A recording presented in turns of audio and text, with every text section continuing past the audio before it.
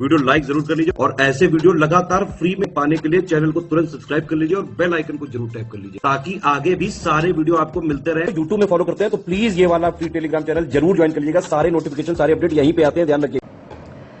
Hello everyone, I hope you all are doing well. मैं Shivangi Singh study for civil services में आप सभी का बहुत बहुत स्वागत करती हूँ। पॉइंट नंबर 7 पे आ गए हैं हम। हमारे GS 5 के इंग्लिश मीडियम का ये वीडियो होगा और ये रिलेटेड होगा public services, state public service commissions, advocate general, high court, उसका ज्यूरिसडिक्शन, पब्लिक सर्विस क्या होती है, ऑडिटिंग क्या होती है, ये सब चीजें हम इसमें डिस्कस करेंगे। छोटा सा लेक्चर होने वाला है हमारा, लेकिन बहुत इंपॉर्टेंट है। एक क्वेश्चन यहां से जरूर बन सकता है और अच्छे से आप प्लीज पढ़ाई कीजिए। एक कीवर्ड्स के लिए छोटी सी डायरी बना लीजिए, उसमें आप नोट कर सकते हैं important articles, important current affairs के इशू जो लगातार न्यूज में रहते हैं और जो आप अपने आंसर के साथ क्लब अप कर सकते हैं। पूछे गए क्वेश्चंस का प्लीज आंसर कमेंट डाउन जरूर कीजिए। उससे एक तो थोड़ा इंक्लूसिव हो जाता है पार्टिसिपेशन और सिर्फ वन वे नहीं रहता है, टू वे हो जाता है डिस्कशन। तो इसी नोट के साथ हम शुरुआत करने जा रहे हैं हमारे GS 5.7 के लिए। और किसी भी तरह के पेड कोर्सेज ज्वाइन करने के लिए मेंस 2023 के लिए हमारा पेड कोर्स चल रहा है। सिर्फ एसए का हमारा एक ग्रुप चल रहा है ऑलरेडी, और 2024 UPPCS प्रीलिम्स मेंस इंटरव्यू की कॉम्प्रिहेंसिव शुरुआत से सिलेक्शन वाली तैयारी के लिए आप डेफिनेटली हमारा डिस्क्रिप्शन बॉक्स चेक कर सकते हैं और जो भी आपको कन्वीनियंट ग्रुप लगे उसको ज्वाइन कर सकते हैं। फायदा जरूर होगा आप लोगों को। बाकी चलिए फिलहाल इंग्लिश मीडियम GS 5.7 चलिए GS 5 का पॉइंट नंबर 7 है। बहुत इजी, बहुत छोटा सा टॉपिक है, ज्यादा डेप्थ में नहीं जाना है। आपको इसकी ब्रेथ इंक्रीज करनी है, फैला के लिखना है इसके बारे में, ठीक है। जो भी चीजें इससे रिलेटेड आएंगी, बहुत जनरलाइज्ड टॉपिक है। आप लोगों का सपना पब्लिक सर्विस कमीशन जो आपके सपने को पूरा करेंगे, auditing, advocate general, high court और इन सब का ज्यूरिसडिक्शन उत्तर प्रदेश में। देखिए, one of the most popular states है इंडिया का जहां पे पब्लिक सर्विसेज बहुत इंपॉर्टेंट है। पब्लिक सर्विस क्या होती है? पब्लिक सर्विस में आपको पब्लिक सर्विस का इंपॉर्टेंस क्या है किसी की भी लाइफ में? पब्लिक सर्विसेज वो सारी सर्विसेज हैं जो आपकी बेसिक नीड्स को और बेसिक रिक्वायरमेंट को पूरा करते हैं, ठीक है। बहुत तरीके से ये चीजें कंस्ट्रक्ट की जा सकती हैं। किसी भी मतलब अगर बेसिक डेफिनेशन की हम बात करें तो public service is the business of supplying a commodity और सर्विस टू एनी और all members of a community.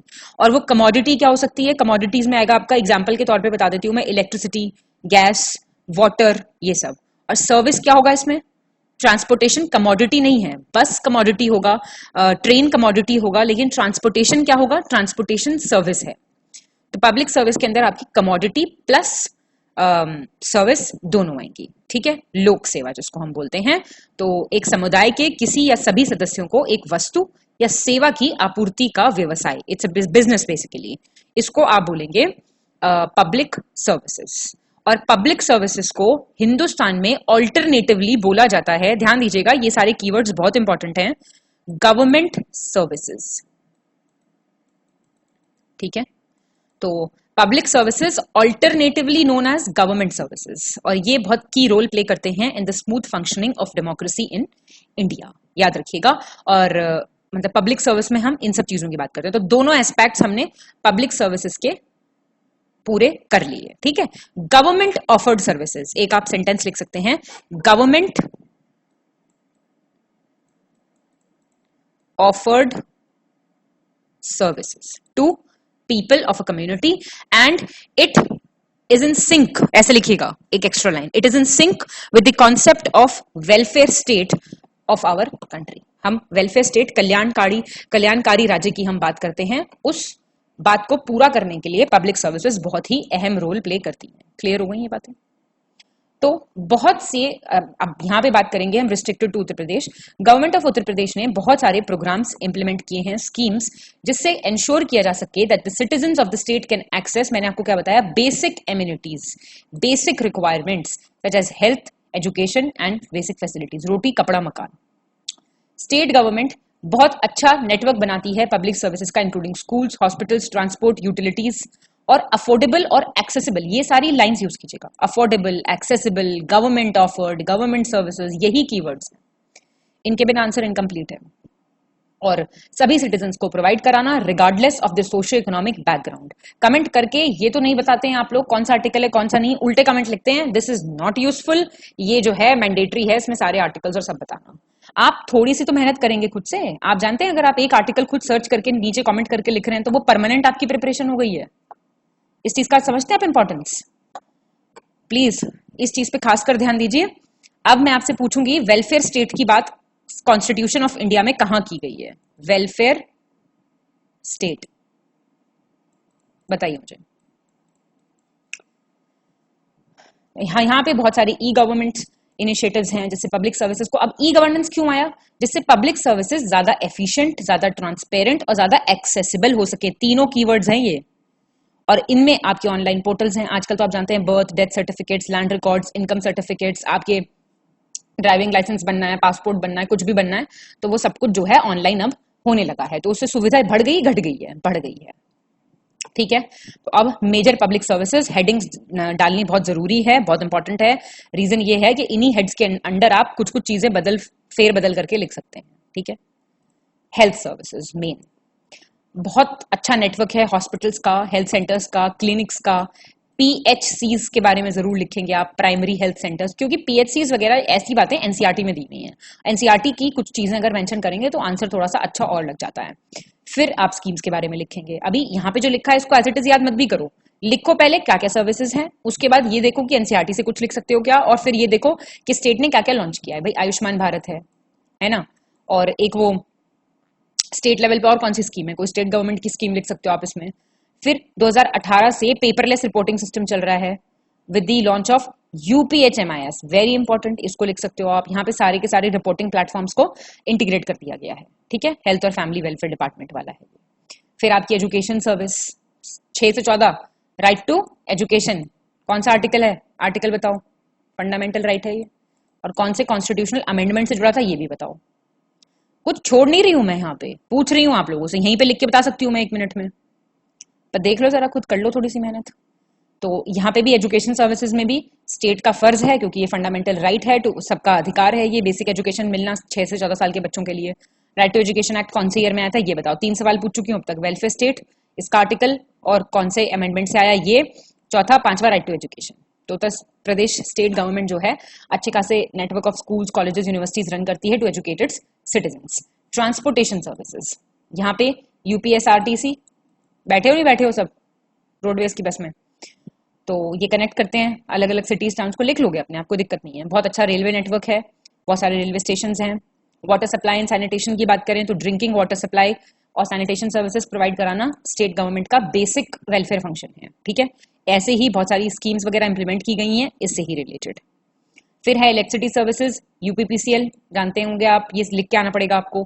प्रदेश में जो लाइट का डिस्ट्रीब्यूशन करते हैं वो कौन करते हैं? यूपीपीसीएल। और अर्बन और रूरल एरियाज दोनों। कभी बिजली का बिल जमा किया हो तो देखना रूरल अर्बन ऐसे लिखा आता है। पुलिस और सिक्योरिटी सर्विसेज, तो ये आप जानते हैं उत्तर प्रदेश पुलिस का ही है आपका लॉ एंड ऑर्डर मेंटेन करना। यहाँ पे आप लिख सकते हैं कि ये स्टेट लिस्ट में आता है, हमारे संविधान की स्टेट लिस्ट में दिया हुआ है लॉ एंड ऑर्डर का फंक्शन, तो इसलिए यूपी स्टेट, ऐसे करके थोड़ा सा और ब्यूटीफुल करके लिख दो। मतलब मैं ऐसे पॉइंट्स दे रही हूँ आपको, आप अपने हिसाब से देख लो। फिर एग्रीकल्चर और रूरल डेवलपमेंट सर्विसेज हैं, अलग अलग सर्विसेज दी जाती हैं फार्मर्स को, रूरल रेसिडेंट्स को, एग्रीकल्चर लोन्स दी जाते हैं, क्रॉप इंश्योरेंस है, रूरल डेवलपमेंट प्रोग्राम्स है। एग्जाम्पल्स बताओ इसमें, कुछ 1-2 एग्जाम्पल्स तो पता होने ही चाहिए, प्रीलिम्स में इतना पढ़ के आयो।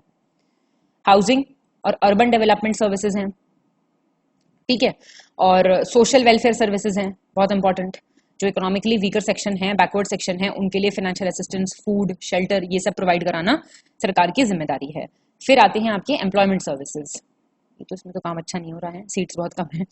तो उत्तर प्रदेश गवर्नमेंट जो है अलग अलग तरह से अपॉर्चुनिटीज निकालती है through job fairs, skill development programs, entrepreneurship programs. यहाँ पे आप startup India, stand up India सब कुछ डाल दो, ठीक है।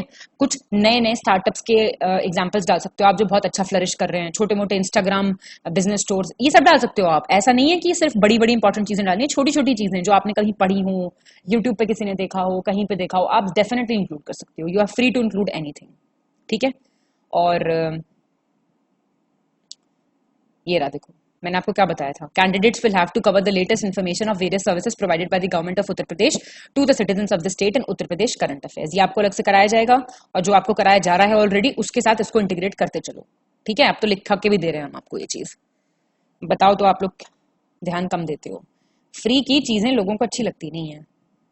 देखिए उनको नहीं कह रही हूं मैं बिल्कुल भी, जो बहुत अच्छी तरह से इसका फायदा उठा रहे हैं, ठीक है। मैं जानती हूँ ऐसी साइलेंट ऑडियंस है यहाँ पे जो जिसकी वजह से ये चैनल है ऑब्वियसली, और दूसरी चीज जो इस चीज का एप्रोप्रिएट बेनिफिट उठा रही है। चैनल ये तभी रहेगा जब आप बेनिफिट उठाएंगे और सिलेक्ट होंगे, ठीक है। ध्यान रखिए इस चीज को। बाकी खुश तो दुनिया भगवान से भी नहीं है तो क्या कहें। Challenges related to public services, अब पहले आपने सर्विसेज लिखी है, पूरा एक आंसर बन गया आपका, फिर आप चैलेंजेस लिखेंगे और फिर आप ऑब्वियसली उसका क्या बोलते हैं इनिशिएटिव्स लिखेंगे या कुछ जो अच्छी चीजें उसके बारे में मैंने आपको बताया ना, फ्यूचरिस्टिक कंक्लूजन आपको इंक्लूड करने हैं। तो चैलेंजेस क्या हैं, देखिए जो आपने ऊपर लिखा उनसे रिलेटेड आपको प्रॉब्लम्स थोड़ी थोड़ी इसमें लिख के बता देनी है। पहला आता है आपका हेल्थ केयर। अब हेल्थ केयर में आप जानते हैं इतना अच्छा इंफ्रास्ट्रक्चर नहीं है, पहली प्रॉब्लम तो है इंफ्रास्ट्रक्चरल रिलेटेड, ठीक है।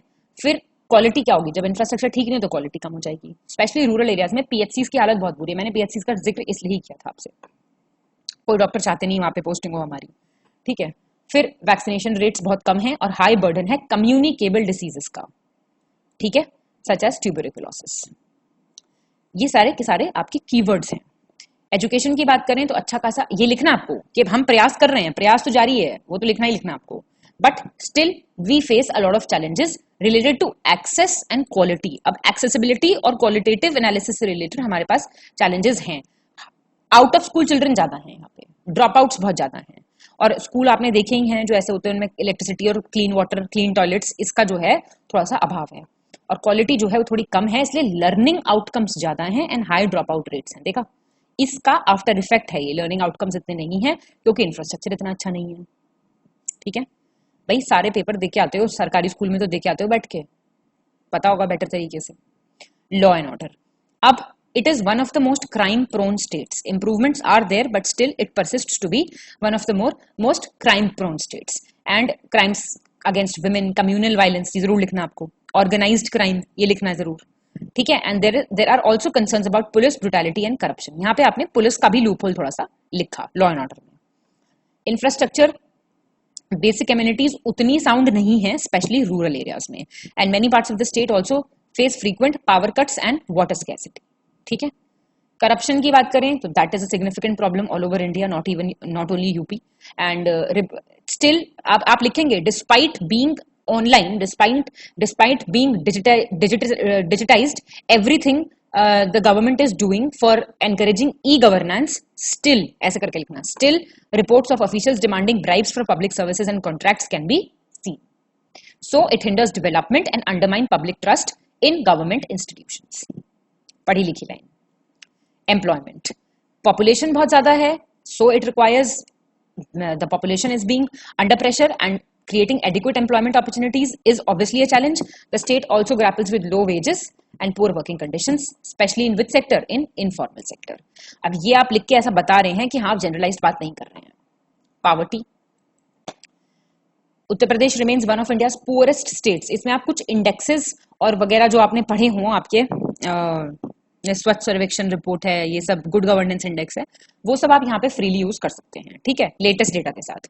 तो एक पेज अपना ऐसा बना लो, माई ओन स्निपेट्स ऐसे करके, या my own findings, my own मेहनत ऐसे करके एक पेज बना लो, उस पे छोटा छोटा लिख लिया करो कहीं कहीं से कोई डेटा।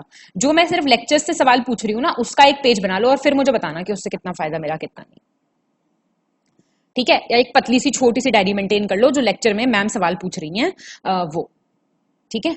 शिवांगी मैम्स क्वेश्चनएयर ये डाल दो हेडिंग, और फिर उस क्वेश्चनएयर में अपना लिखते रहो, ये आर्टिकल पूछा था मैम ने। मैं सारी चीजें वो बता रही हूँ जो पेपर में आपको रिपीटेडली मेंस में लिख के आनी पड़ती हैं, याद रखना, टिप्स पे होनी चाहिए आपके। तो बार बार वेलफेयर स्टेट का, बार बार राइट टू एजुकेशन का, फिर आपका इंडेक्सेस एंड रिपोर्ट्स, ये सब कुछ अपना लिस्ट बनाते चलो, जो आंखों के सामने रहता है वही आपको याद रहता है, याद रखना ये चीज।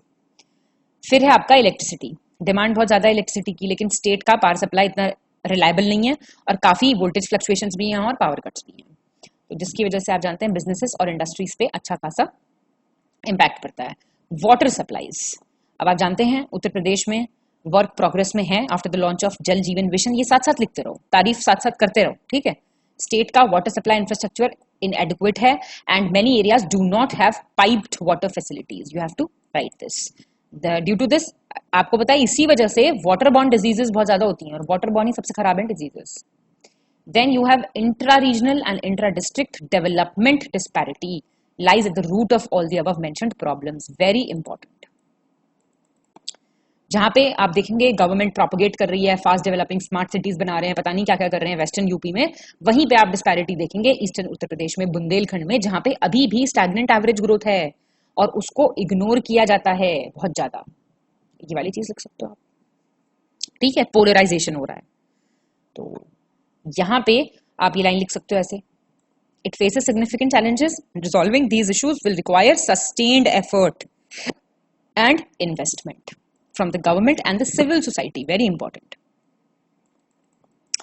इसी से पेपर क्लियर होता है, sustained effort and investment of your mind, heart and soul into your mentors, into your coaching, into your books, into your anything which you have faith on, ठीक है। आपने पेड कोर्स लिया है तो आप उसमें अपना सारा सस्टेन्ड एफर्ट और इन्वेस्टमेंट झोंक दीजिए, नहीं तो आप पेड कोर्स लीजिए ही मत। सिंपल सा एजेंडा है, ठीक है जी, बढ़िया। तो government of Uttar Pradesh has implemented various initiatives to improve public services in the state. अब वो क्या क्या इनिशिएटिव्स हैं वो देख लीजिए आप।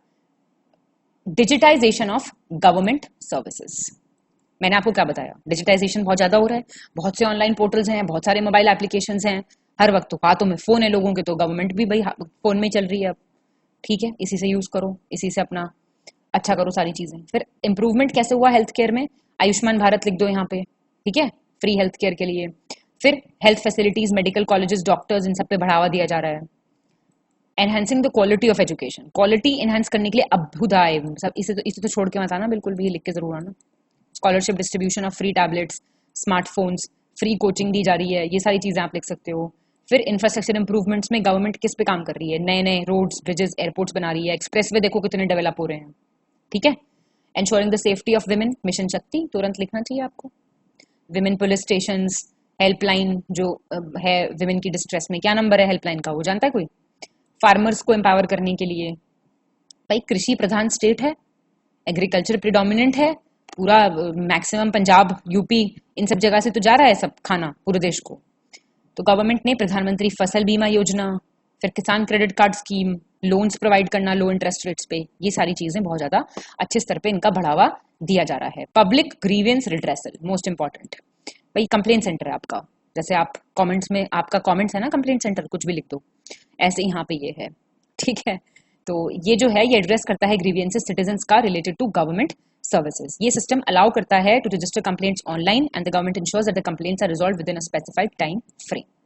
तो गवर्नमेंट ऑफ उत्तर प्रदेश जो है that is constantly striving to improve the public services in the state. हो जाएगा ये। करंट अफेयर्स यहाँ पे आपका बहुत अहम रोल प्ले करेगा, ठीक है। करंट अफेयर्स प्लीज मत छोड़िए, कंटेम्प्रेरी इश्यूज सारे देखते चलिए, बहुत इंपॉर्टेंट है। और प्लीज अपनी वो शिवांगी मैम्स क्वेश्चनर अपडेट करते चलिए, ठीक है, उस पर लिखते चलो सारे इंपॉर्टेंट आर्टिकल्स।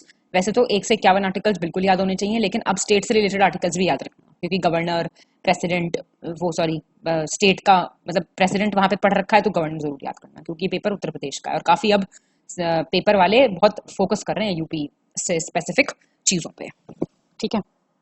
तो ये बड़ा इंपॉर्टेंट है, ठीक है। ये चीज मेरे हिसाब से देख के जाओगे आप। अब आगे बढ़ो, चलो ऑडिटिंग देख लेते हैं अब।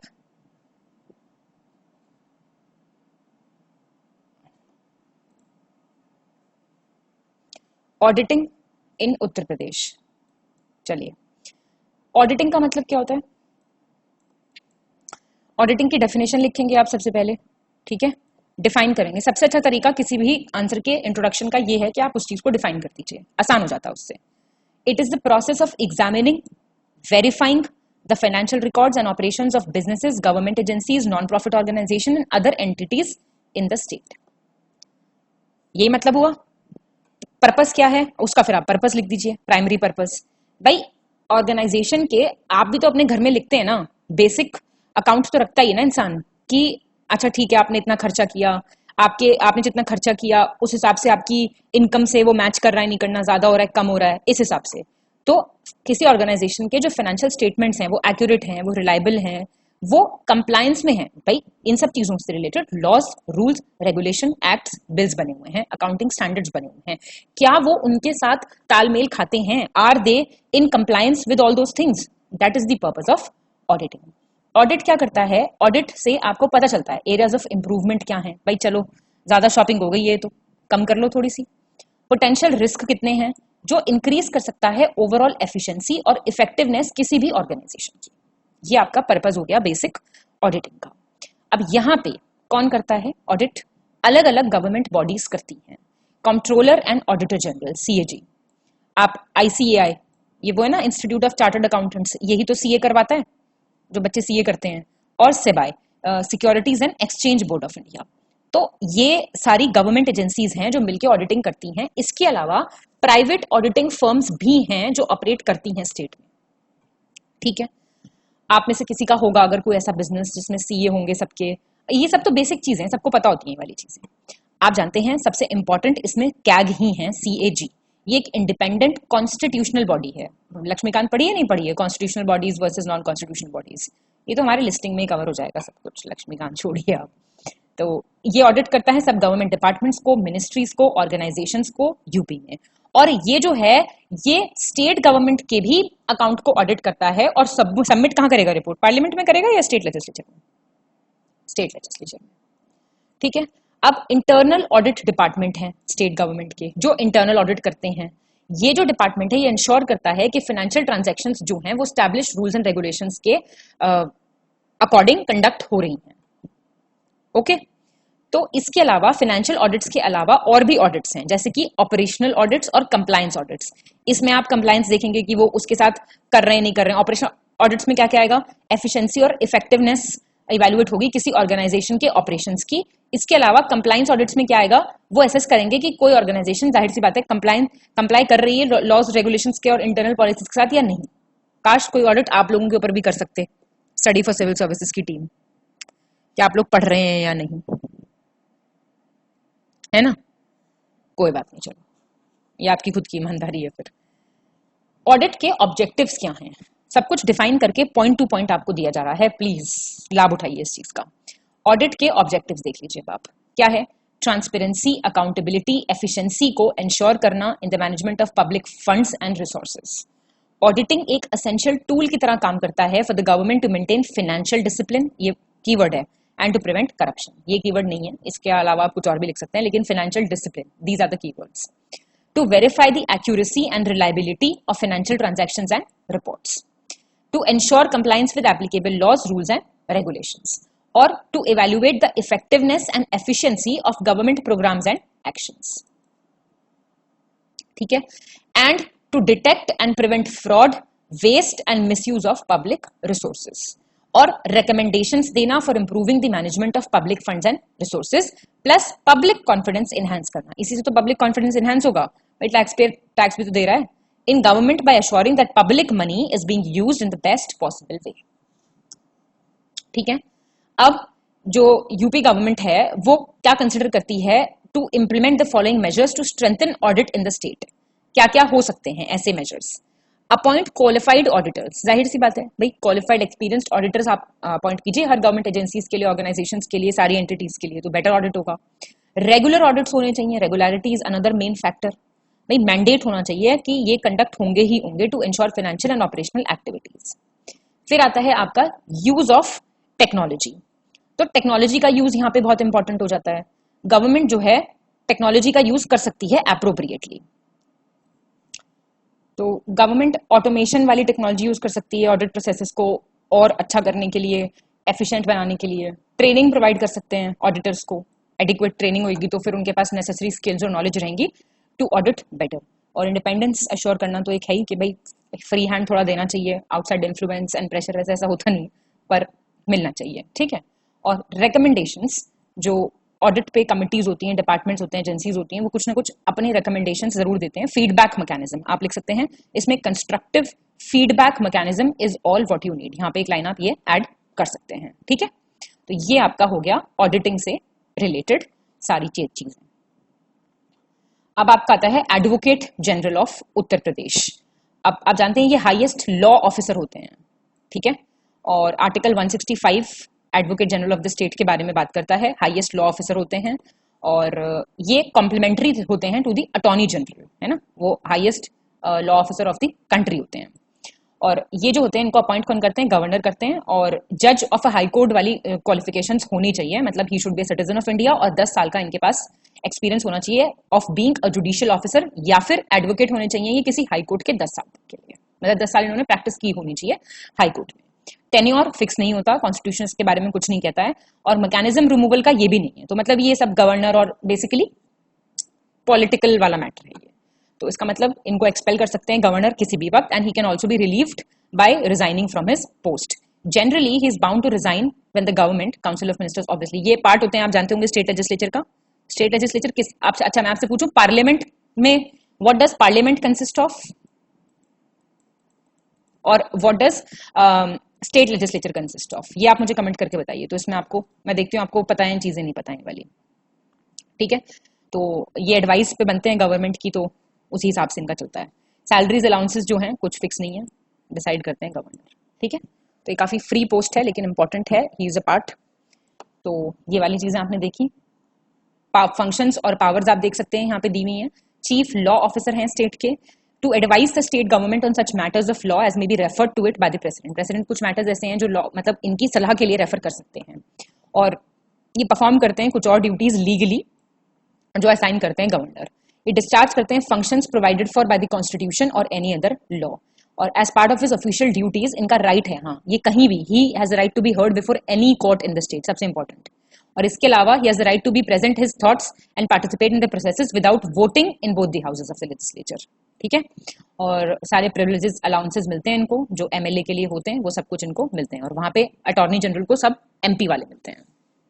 इतनी बातें क्लियर हो गई। ये आपका एक छोटा सा आ सकता है क्वेश्चन। अब देखिए बहुत सवाल आते हैं आंसर राइटिंग कैसे करें, आंसर राइटिंग कैसे करें। कुछ नहीं करना आंसर राइटिंग में, एडवोकेट जनरल ऑफ उत्तर प्रदेश डाल के इसको एक बार सुन के अपनी रिकॉल वाली कैपेसिटी से आप लिख के देखिए, और दिमाग में इंट्रो बॉडी कंक्लूजन वाला फॉर्मेट फिक्स्ड रखिए। इंट्रोडक्शन में जनरली देखिए इंट्रोडक्शन है, इसमें जनरली डेफिनेशन से या फिर किसी करंट अफेयर में न्यूज से स्टार्ट कर दीजिए। डेफिनेशन, पर्पस, बस। बॉडी में तो आप सब लिखेंगे ही इनके फंक्शंस ये और वो। अब कंक्लूजन आपका क्या होगा? कंक्लूजन या फिर वे फॉरवर्ड, कंक्लूजन भी लिख सकते हैं और वे फॉरवर्ड अलग अलग भी लिख सकते हैं। कंक्लूजन में एक लाइन लिख के फिर आप वे फॉरवर्ड में कुछ फ्यूचरिस्टिक कंक्लूजन लिखेंगे हमेशा। तो ये आपका फॉर्मेट रहेगा।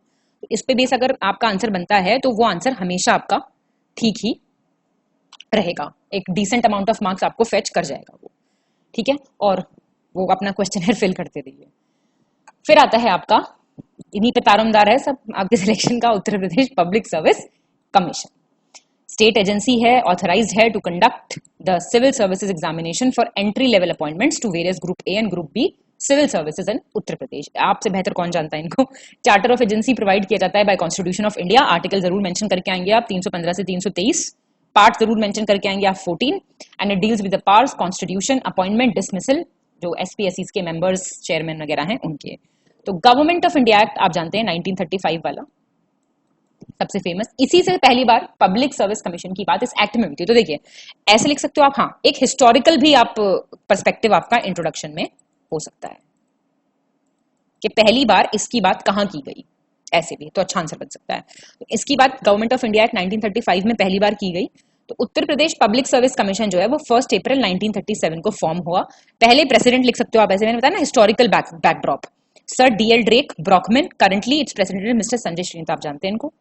और Khan Bahadur Mohammad Abdul Aziz was the first Indian to hold the post of the president, ये लिख सकते हो आप, ठीक है ना। तो अब क्या है, वॉल्यूम ऑफ वर्क बढ़ता जा रहा है, सीटें नहीं बढ़ रही बस, बाकी सब कुछ बढ़ रहा है।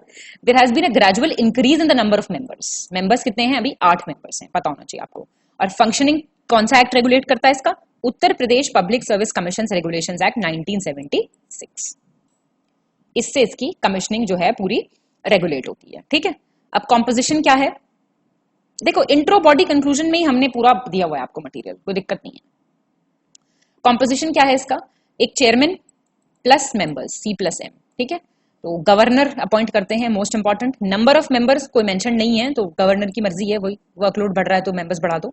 और डिजायर्ड नंबर कितने हैं वो भी मेंशन नहीं है, but it is necessary that the half of the members should have at least 10 years of working experience under government of India और द स्टेट गवर्नमेंट, है ना। जनरली सीनियर IAS ऑफिसर्स या PCS ऑफिसर्स ये होते हैं। Constitution ने empower किया है गवर्नर को to determine the conditions of service of the speaker and the members. और चेयरपर्सन और मेंबर्स जो होंगे वो टर्म ऑफ ऑफिस कितना होगा उनका, 6 years और या फिर 62 years, which ever is earlier. 65 है यूपीएससी के केस में, याद रखिएगा। और रेजिग्नेशन भी ये गवर्नर को देंगे, वो देते हैं आपके प्रेसिडेंट को उधर, ठीक है। फिर है आपके फंक्शंस, तो आप जानते हैं recruitment of candidates, basis of interview भी होता है, स्क्रीनिंग टेस्ट इंटरव्यू होता है, एग्जामिनेशन भी होता है, टेस्ट इंटरव्यू भी होता है, और भाई ये हैं आप, ठीक है। तो प्रमोशन पे रिक्रूटमेंट करना, ओपिनियन रेंडर करना डिसिप्लिनरी मैटर्स पे, एडवाइस करना, सारे जो मेथड्स ऑफ रिक्रूटमेंट पूरा ही देती है ना, पर्सनल एजेंसी है ये। और गवर्नमेंट ऑफ उत्तर प्रदेश को एडवाइस करना, तो ये सारी चीजें जो है आपका उत्तर Pradesh public service commission handle करता है। सारी चीजें लिख के आनी चाहिए आपको बढ़िया से, कोई दिक्कत है ही नहीं, ठीक है जी। चलिए, तो अब आता है आपका उत्तर प्रदेश का हाई कोर्ट और उसका जूरिस्डिक्शन। जानते हैं प्रयागराज हाई कोर्ट, बड़ी सुंदर बिल्डिंग है, देखिए आपने तो, इसको इलाहाबाद हाई कोर्ट कहते हैं। ओल्डेस्ट हाई कोर्ट है इंडिया का, one of the oldest. 17 March 1866, you should remember the date, Allahabad में, उत्तर प्रदेश। कोर्ट का जुरिस्डिक्शन कहाँ है, स्टेट ऑफ यूपी पे है। प्रिंसिपल कोर्ट ऑफ रिकॉर्ड है। कोर्ट ऑफ रिकॉर्ड क्या होता है? अच्छा, कोर्ट ऑफ रिकॉर्ड का मतलब बता सकता है मुझे कोई? What is a court of record? आपसे कोई पूछे what do you mean by a court of record, तो क्या बताएंगे आप? ये चीजें पे थोड़ा थोड़ा ध्यान देना चाहिए, है ना। तो कोर्ट ऑफ रिकॉर्ड क्या होता है? कोर्ट ऑफ, जो सुप्रीम कोर्ट और हाई कोर्ट्स हैं, इनको आप कोर्ट ऑफ रिकॉर्ड कहते हैं, है ना, पता होगा आपको। अभिलेख न्यायालय जिसको कहा जाता है। वॉइस का कुछ इशू है, हाँ। कोर्ट ऑफ रिकॉर्ड वो रिकॉर्ड है जिसकी जजमेंट्स, मान लीजिए प्रोसीडिंग्स, आवाज मेरे ख्याल से क्लियर होगी अब, एक्ट्स जितने भी हैं वो रिकॉर्ड किए जाते हैं for perpetual memory and testimony, ये इसकी डेफिनेशन होती है, ठीक है। जिसकी कार्यवाही हिंदी में कहें तो कार्य चिरस्थायी स्मृति के लिए दर्ज की जाती हैं। तो आप जानते हैं प्रिंसिपल कोर्ट ऑफ रिकॉर्ड है, इसके पास दोनों ओरिजिनल ज्यूरिसडिक्शन और एपिलेट ज्यूरिसडिक्शन है। मतलब ओरिजिनल ज्यूरिसडिक्शन और एपिलेट ज्यूरिसडिक्शन का मतलब, अब यहाँ पे छोटे छोटे मतलब अगर ऐसे बताए गए ना तो बहुत ज्यादा टाइम कंज्यूमिंग हो जाता है, लेकिन फिर भी मैं कोशिश करती हूँ। ओरिजिनल ज्यूरिसडिक्शन बेसिकली ये होता है कि power to hear a case for the first time, मतलब आप डायरेक्टली अपील कर सकते हैं। और एपिलेट का मतलब होता है भाई नीचे से ऊपर जाना, बाय वे ऑफ अपील, ठीक है, मूल क्षेत्राधिकार होता है ये। और एपिलेट हो जाता है आपका मतलब authority to listen to the cases जो लोअर कोर्ट से ऊपर आए हैं। तो दोनों बातें आपको ध्यान रखनी है। और आप जानते हैं कौन सा आर्टिकल है जो हाई कोर्ट को वो देता है आपकी रिट इशू करने की जो स्टेटस देता है, वो कौन सा आर्टिकल है? तो रटा होना चाहिए आर्टिकल 226। तो आप जो है आपके फंडामेंटल राइट्स हार्म हो गए हैं तो आप डायरेक्ट जा सकते हैं हाई कोर्ट, जिसमें आपकी हेबियस कॉर्पस, मेंडेमिस, प्रोहिबिशन, क्वे वारंट और सेश्योररी। भाई ये जरा एक एक लाइन में डिफाइन करके दिखाओ मेरे को कमेंट में, ये बहुत इंपॉर्टेंट है। यहां पे नहीं भी लिखना हो पर करके दिखाओ मुझे, ठीक है। और अब ये जो है आपका प्रयागराज हाई कोर्ट, इसके पास 160 जजेस की सैंक्शन स्ट्रेंथ है and is currently one of the busiest high courts in India. Pendency देखिए आप 10 लाख केसेस से ज्यादा चल रही है एज ऑफ फरवरी 2023। इसमें आप केसेस की पेंडेंसी, बाकी की केस स्टडीज, बड़ा सारा आता है भाई, एक आध अखबार तो पढ़ा करो रोज बैठ के, ठीक है। कुछ चीजें पर्सनल टच से ही होंगी, याद रखिएगा ये चीज मेरी। बेसिक हम करा देंगे, आपको उसमें थोड़ा सा ट्वीकिंग हियर एंड देयर खुद से करना पड़ेगा। कॉम्पोजिशन और अपॉइंटमेंट ऑफ जजेस देख लो जरा। चीफ जस्टिस होंगे और बाकी के जजेस होंगे, जिनका नंबर कौन डिटरमिन करते हैं? President of India. किसकी कंसल्टेशन से? चीफ जस्टिस ऑफ जो हाई कोर्ट के हैं इनकी कंसल्टेशन से। और चीफ जस्टिस को कौन अपॉइंट करते हैं? प्रेसिडेंट। देख लीजिए गवर्नर नहीं कर रहे हैं यहाँ पे, ठीक है। और एलिजिबिलिटी क्राइटेरिया क्या है? सिटीजन होना चाहिए, 10 साल तक आपको प्रैक्टिस करनी चाहिए, और बाकी के एजुकेशन और बाकी के पूरे रिक्वायरमेंट्स होते हैं, ठीक है। 62 साल तक आप रह सकते हैं। और इम्पीचमेंट होता है इनका, बेसिकली महाभियोग चला जाता है इन पे, उसी से ये रिमूव होते हैं। और उसके ग्राउंड्स क्या हैं? प्रूव्ड मिसबिहेवियर और इनकैपेसिटी। और अपॉइंटमेंट प्रोसेस और कॉम्पोजिशन जो है वो constitution of India he govern करता है and the decisions of various constitutional authorities. तो ये थोड़ा सा लिखते हैं, ठीक है। फिलहाल देख लो प्रयागराज हाईकोर्ट के जो जुरिस्डिक्शन है वो देख लीजिए, ये आ गया जो मैंने आपका ऊपर बताया। ओरिजिनल जुरिस्डिक्शन पहला देखिए, ओरिजिनल जुरिस्डिक्शन है इसका सिविल और क्रिमिनल केसेस में ऑफ सर्टेन नेचर, मतलब कि matters related to taxation, writ petitions, public interest, PIL. कौन लाया था इंडिया में फर्स्ट टाइम? कमेंट कीजिए प्लीज। और हेबियस कॉर्पस पिटिशंस जो हैं वो सब ये लोग डील करते हैं। और हाई कोर्ट के पास पावर है to directly hear disputes in the first instance. कौन कौन से मैटर्स में? मतलब डायरेक्टली आप हाई कोर्ट चले जाओ अगर कोई कोर्ट के जुरिस्डिक्शन का और कंटेम्प्ट का मैटर है। मेंबर्स ऑफ पार्लियामेंट और मेंबर्स ऑफ जो स्टेट लेजिस्लेचर्स हैं उनके मामले का, इलेक्शन का जो उनका कुछ डिस्प्यूट है, उसमें आप डायरेक्ट हाई कोर्ट जा सकते हो।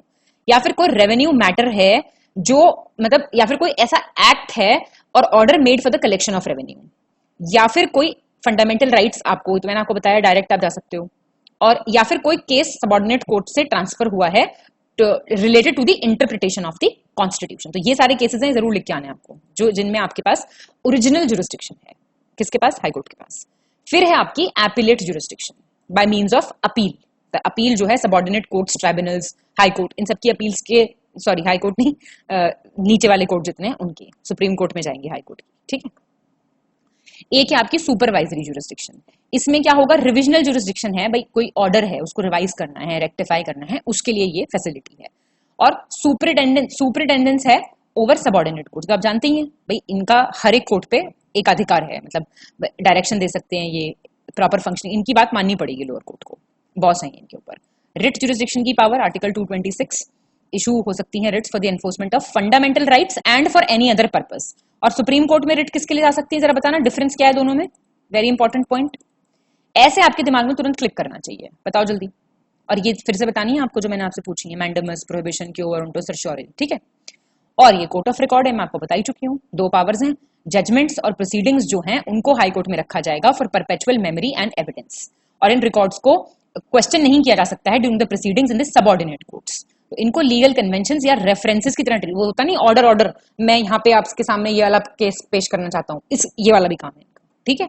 और पावर है इनके पास to punish contempt of court with simple imprisonment और फाइन, एकदम से कि आपके पास जुर्माना लगेगा। डिफाइंड नहीं है कंटेम्प्ट ऑफ कोर्ट, ये कंटेम्प्ट ऑफ कोर्ट्स एक्ट 1971 इसको गवर्न करता है, ठीक है। और आप जानते हैं पावर ऑफ जुडिशियल रिव्यू सबसे इंपॉर्टेंट पावर है ये। इसमें कॉन्स्टिट्यूशनैलिटी जो लेजिस्लेटिव और एग्जीक्यूटिव ऑर्डर्स हैं सेंट्रल और स्टेट गवर्नमेंट के, उनको रिव्यू करना is refer to as power of judicial review, ठीक है। और आर्टिकल 13 और आर्टिकल 226 ये पावर हाई कोर्ट पे क्या करता है? कॉन्फर करता है, ठीक है। आर्टिकल 13 क्या कहता है? 13 समझ लीजिए थोड़ा सा, मैं आपको बता देती हूँ यहीं पे। जुडिशियल रिव्यू का है, ये ड्यूटी है इंडियन स्टेट पे रिस्पेक्ट करना और इंप्लीमेंट करना फंडामेंटल राइट को।